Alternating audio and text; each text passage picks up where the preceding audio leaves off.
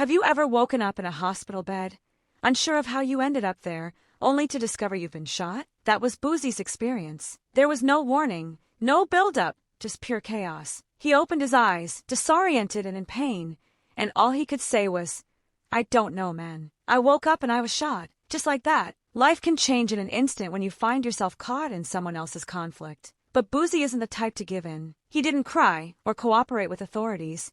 He simply stayed silent. Until now. It turns out that bullet had Yella Beezy's name on it. Since Yella Beezy was arrested following MO3's death, the streets have been buzzing with speculation. While everyone was aware of the feud between MO3 and Beezy, few knew that Boosie had his own close encounter with danger, one that nearly cost him his life. Now that Beezy is behind bars, Boosie is finally shedding light on what really happened that night, and it wasn't just a random shooting. Hello everyone, welcome to Celebrity Cookies. Please don't forget to subscribe and comment your thoughts about the video. I hope to see you in our next cookies. Boosie was in Dallas to honor MO3. He didn't just come for a performance. He wanted to support MO3's family. The grief was genuine, and their bond was real, not just a superficial industry friendship. They were like brothers, even releasing a collaborative album together. But that loyalty came at a cost. As soon as Boosie arrived in Dallas, tensions were high. With MO3 gone, the streets were divided. While Boosie was there to pay his respects, someone was watching him. Shots were fired at Big T Bazaar, and Boosie was hit in the leg. There was no warning, no chance to escape, just sudden violence. Now Boosie is exposing what has been rumored for years. Yella Beezy wasn't finished after MO3. He allegedly wanted Boosie out of the picture too, simply because he stood by MO3 during a dangerous time. But this conflict didn't start with Boosie. It had been brewing for a long time. Back in July 2019, during the Unruly Citizens Festival, things escalated. MO3 arrived, ready to perform, but security wouldn't let him in. Meanwhile, Beezy entered without any issues. MO3 was furious and took to Instagram Live to call out Beezy, accusing him of hiding behind the police. Beezy responded by claiming MO3 was never booked to perform. Then Trap Boy Freddy entered the scene, disrespecting MO3 and mocking him for allegedly faking an arrest for attention. He laughed as if it were all a joke, but MO3 took it very personally. This led MO3 to release the diss track, Let Me Find Out. No more subtle jabs. He went directly after Beezy. As the music turned hostile, events escalated quickly. Roy Lee, a rising comedian and close friend of MO3, became involved in the feud. He challenged Beezy's credibility regarding his Oak Cliff roots, which resulted in a very public and ugly confrontation. Shortly after, Roy Lee was shot,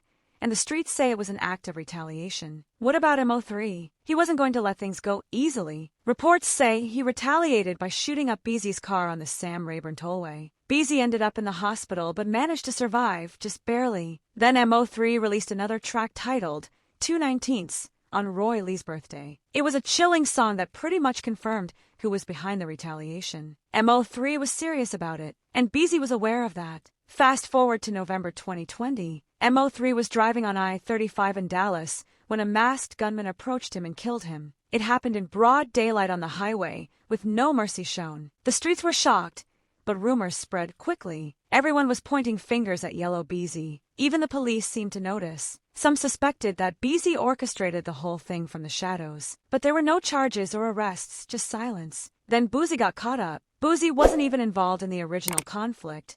He was just supporting someone he respected, someone he considered a brother. That nearly cost him his life. Now Boosie claims it wasn't just a stray bullet.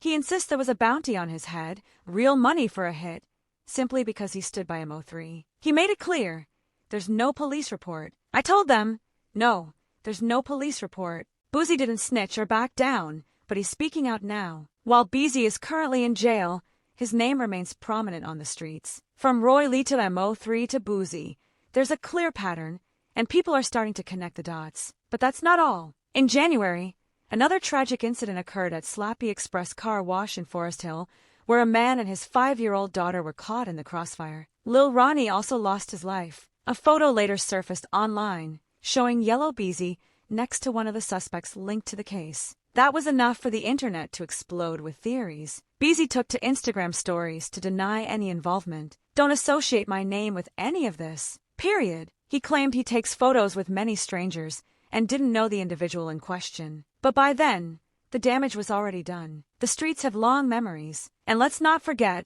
this wasn't Beezy's first encounter with trouble. In 2021, he was arrested in Collin County on serious charges, including 3 counts of sexual assault and child endangerment. Those charges were eventually dropped, but the stigma remained. Despite that, Beezy didn't go quiet. He continued to flaunt money and show off on social media, acting as if the drama didn't affect him. But fans saw through it, accusing him of trying to buy back his respect. Meanwhile, the landscape was changing. Promoters began to pull out, clubs canceled shows, and people close to Beezy started distancing themselves. Loyalty was fading fast. The real ones, they were scared. Being associated with Beezy was becoming increasingly risky. And now, with Boosie revealing that there was a genuine hit on him as well, it's evident that this isn't just a rap feud, it's a full-blown war. Beezy is currently facing a serious capital murder charge. Initially, he was given a $2 million bond, which was later reduced to $750,000, and he managed to pay it and walk free. However, he's not truly free.